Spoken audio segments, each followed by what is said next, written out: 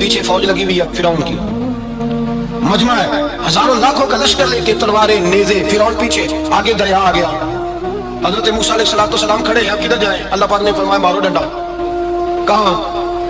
پانی پہ ڈنڈا مارو۔ اب حضرت موسیٰ علیہ السلام پانی پہ ڈنڈا مارے تو پانی ابھرے گا، اس سے زیادہ کیا ہوگا؟ پہلے پتھر پہ ڈنڈا مروایا تو پانی نکلا، اب پانی پہ ڈنڈا مروایا، فَإِذْ بِكُمُ الْبَحْرَ فَأَنْجَيْنَاكُمْ وَأَغْرَقْنَا آلَ فِرْعَوْنَ۔ اللہ فرماتے ہیں موسیٰ نے پانی پہ ڈنڈا مارا تو میں نے پانی میں رستے بنا دیے۔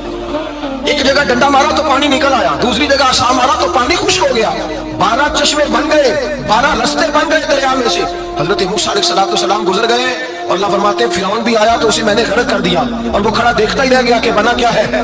جب یقین کامل نصیب ہوتا ہے، اعتماد کی دولت اللہ دیتا ہے، جب انسان کو یہ انشراح صدر ہو جاتا ہے کہ میری نجات خدا کے حکم میں ہے اور رسول اللہ کے قدموں میں ہے، جب اسے یہ انشراح حاصل ہوتا ہے تو پھر نماز کا لطف آتا ہے۔